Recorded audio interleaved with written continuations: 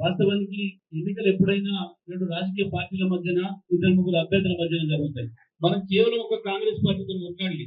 Congress party, పోలీసులు, కొంతమంది అధికారులు, వాళ్ళ ముగ్గురు ఒకవైపు టీం ఉంటే ఇంకొక వైపు కేవలం బీఆర్ఎస్ సైనికులు ఉన్నారు. వాళ్ళు ముగ్గురు మనం ఒక్కరం ప్రతి చోట.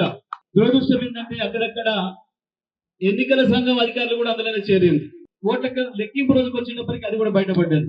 అనేక చోట్ల మనం గెలిచిన సర్పంచుల ఓట్లను తీసి బయట వేయడం, ఓట్లు తక్కువ లెక్క పెట్టడం, మనమే 2, 3, 4 మెజారిటీ వచ్చిన కాడ వాటిని కింద పడేసి వాళ్ళు ఎక్కువ వచ్చిందని చెప్పడం, ఒకటి ఎక్కువ వచ్చిందని చెప్పడం, రీకౌంటింగ్ వచ్చేది లేదు, మీరు ప్రకటిస్తే మర్యాద, లేకపోతే మాత్రం నేను అంత చూస్తాం. ఇక్కడి నుంచి అధికారులకు కూడా పోనివ్వము అని చెప్పి వార్నింగ్ ఇచ్చి నేను రాత్రి 12 దాకా నేను కూడా మాట్లాడిన తర్వాత చచ్చుకుంటూ రికౌంటింగ్ లేదేం లేదని చెప్పి మళ్ళీ ప్రకటించి పంపారు.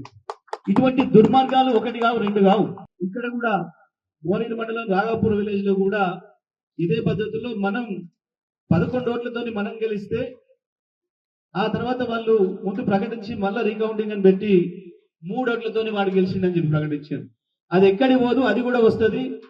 సునీత చెప్పినట్టు వాసల మరి లాంటివి మన ఉమ్మడి నల్గొండ జిల్లాలో దాదాపు 30 గ్రామాలలో ఉన్నవి.